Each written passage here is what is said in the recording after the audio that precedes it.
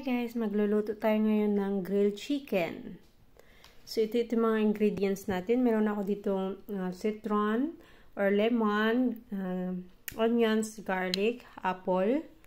Lalagay ako ng mais, tsaka dried tomatoes and paprika, all bell pepper, red bell pepper at tsaka orange bell pepper. Basta mga bell pepper yan siya guys. Tapos meron din siyang carrots sa loob. So, naglagay din ako ng celery.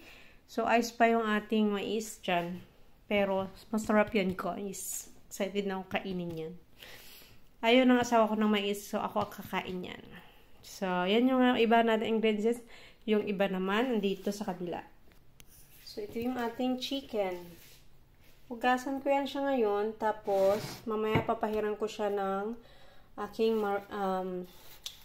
ginawang mga ingredients. So, sa mga ingredients na kailangan natin ng olive oil, snitlauch, basil, oregano. So, meron ako ditong anchor crowd, meron tayong sugar, salt, paprika, red paprika, sarap, maglalagay ako.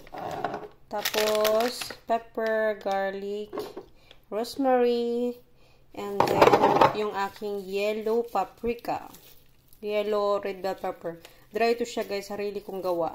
Galing sa tanim ko yan. So next year, gagawa ako ng marami ng ganito. Next year. So let's start na guys. Unahin natin yung manok. Gasan natin.